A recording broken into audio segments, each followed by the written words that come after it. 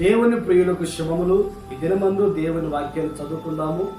కొరింథీ సంఘానికి రాసిన మొదటి పత్రిక 15వ అధ్యాయము 58వ వాక్యాన్ని మనం చదువుకున్నప్పుడు, ప్రభువు కార్యాభివృద్ధి యందు ఎప్పటికీ ఆసక్తులై ఉండదు.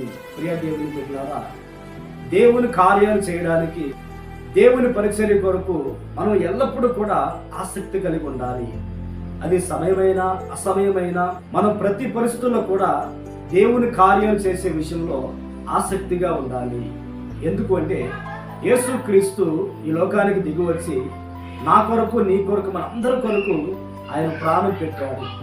మన కొరకు ఆయన ప్రాణం పెట్టాడు కనుక ఈ లోకంలో ఆయన కొరకు మనమేం చేయాలంటే ఆయన కార్యాలు యందు ఆసక్తి కలిగి ఉండాలి. బైబిల్ గ్రంథంలో భక్తుడైన దావీదు గారు దేవునికి ఒక నివాసం కట్టాలని, ఆ స్థలము చూడాలని తన కన్నులకు నిద్ర రానివ్వకుండా, తాను పట్టుకోకుండా ఎంతో ప్రయాసపడినట్లుగా మనం గమనిస్తూ ఉన్నాము. జీవం కలిగిన దేవుని మందిరం కట్టాలని దావీదు హృదయంలో ఎంతో ఆసక్తి ఉంది, అభిలాష ఉన్నది.